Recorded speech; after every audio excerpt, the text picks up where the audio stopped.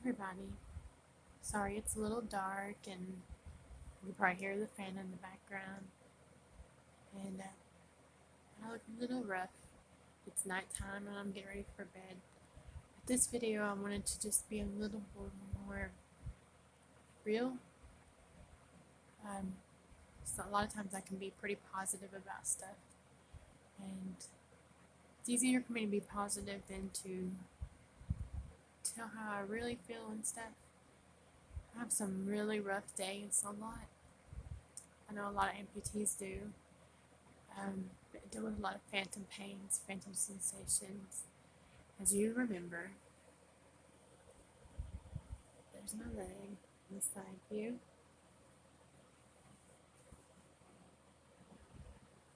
It's my calf muscle that from there down was amputated back in October of 2020.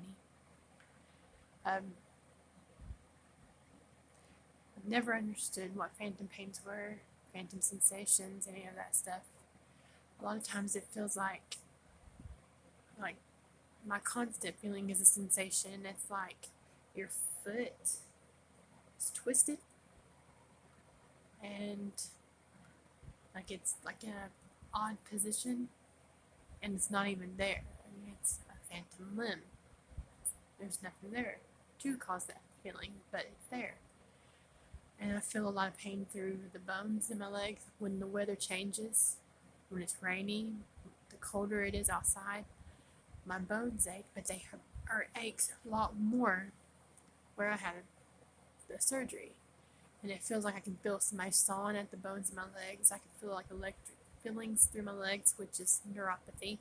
It's where the nerves in my legs are kind of going like this, trying to find a way to connect because they're all disconnected. And my brain's trying to go, connect with the nerves to find the foot and leg that's not there. And it can get really intense and really rough. It can also affect the rest of my body. Like with my other leg, my right leg, I can have some of the pains in both legs. And sometimes I have other pains because my right leg is my main leg now. So all my balance and everything has to be on that leg. And where I'm a diabetic, I don't think I mentioned that in the last video, but type 2 diabetic. And where I'm a diabetic, I have to check my toes, all parts of my foot, all the way up my leg and stuff because any little blisters can start an infection again in my body and can cause another amputation. That's the bad thing, is now that I've had staph before in both of my legs, and now I've had cellulitis in my left leg, as well as MRSA, which are the reasons why I had to have my leg and foot cut off. Any little sores in my legs, hands, arms, anything like that has to be taken care of immediately because of the history I have. The doctor the other day explained it the best when I had to go to the ER for my arm, was that the rest of my life I'll have to, anytime I have any kind of injuries and stuff, I'll have to go through antibiotics because I'll have the risk of getting cellulitis and MRSA again. And it's pretty scary. I hate the word cellulitis. I hate the word MRSA. To me, it's like cancer. It's awful. It's a killer. And my leg gets sore. My left leg gets sore because I don't get to stand on it and stuff. I don't have any way to use the leg except I can move it up and down in exercises and stuff, but there's no real action with it until I get the prosthetic leg. So it's kind of like a neglected feeling. Exercising helps some, but it's not really the same. Other pains I have to deal with are shooting pains, and most of the pains will start at my limb and go up my leg into my thigh, up my leg to my hips, and a lot of times into my lower back, and sometimes into my shoulder. And it it can be very, very painful. So this video was to just give you a little bit more information about the not so good side of everything. On top of everything, I also have to deal with depression and anxiety.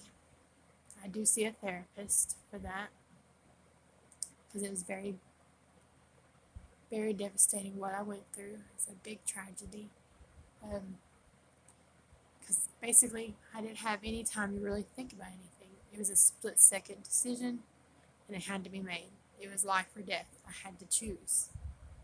And there was no alternative. There was no plan B, no 1, 2, or 3. It was have the surgery and live, refuse the surgery and die.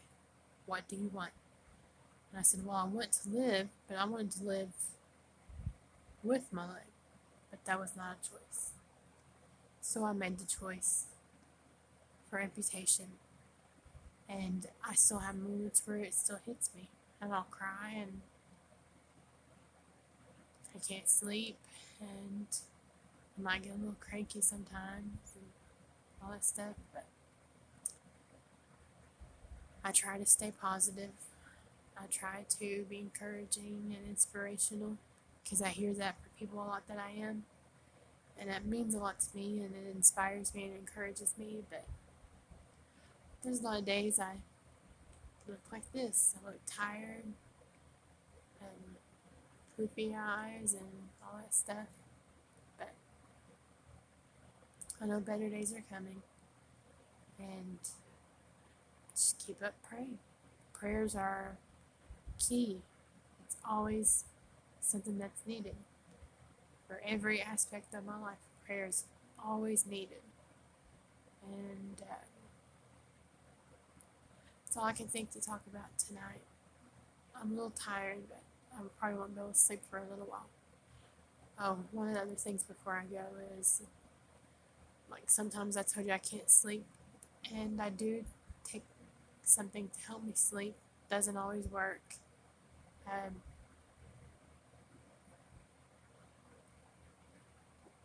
And the medicine I do take doesn't always help. I don't take pain medication. I don't want to have an addiction. So I still have all my pain medication that I received after my surgery. I control mine with Tylenol and Aleve or Advil, whichever one I'm told to take. They don't always work either.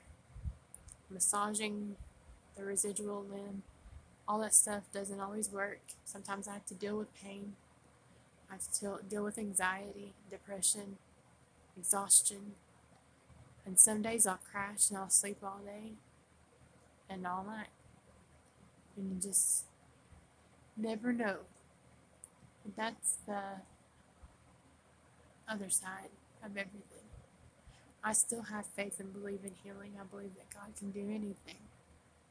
And like I said, prayer is always, always, always appreciated. If you have any other questions or anything like that, just shoot them down below and I will get to them as I can. And please share this video and ask people to subscribe, because the more subscriptions, the more views and everything, we can get the word out there. Alright. You guys have a blessed evening. Good night. God bless.